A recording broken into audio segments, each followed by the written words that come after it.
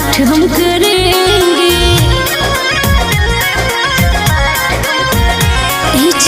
सुनिए सैया नवरात हम करेंगे, 9 दिन दिल से पूजा पाठ हम करेंगे।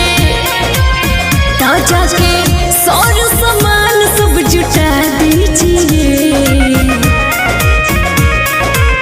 पैसा के दिक्कत भइल मोर धनिया, नैहर से अपना मंगा लीजिए। पैसा के दिक्कत भइल मोर धनिया, नैहर से अपना मंगा लीजिए।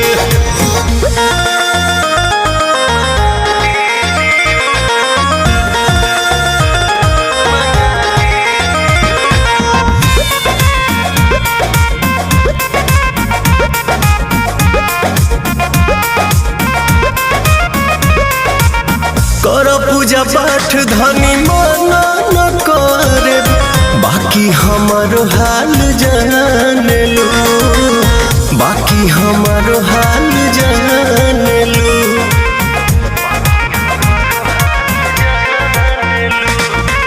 6 महीना से बैठल बानी, कुछो छुपल नहीं के मान लो।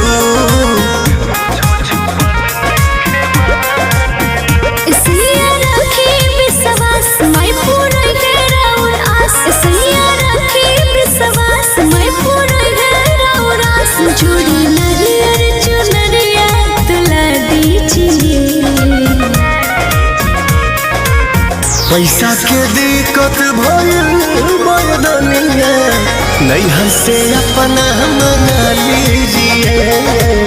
पैसा के दिक्कत भइल मोर धनिया, नैहर से अपना मंगा लीजिए।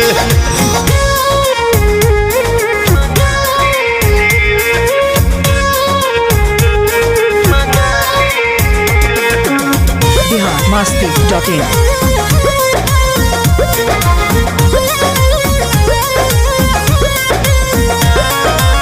फोनमा लगावे अपना मम्मी से कहा, कुछ रुपया उधार दिए, कुछ रुपया उधार दिए।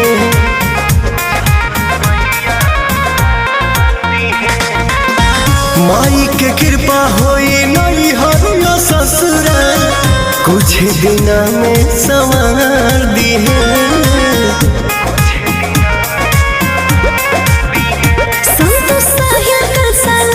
भजन पवन से गवई है, संत साहिल कर सालई है, भजन पवन से गवई है। टेंशन छोड़िए मैया में ध्यान लगा लीजिए।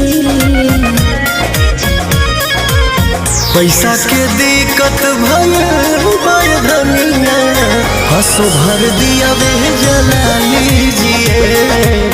पैसा के दिक्कत भइल मोर धनिया, हंसो भर दिया वे जला लीजिए।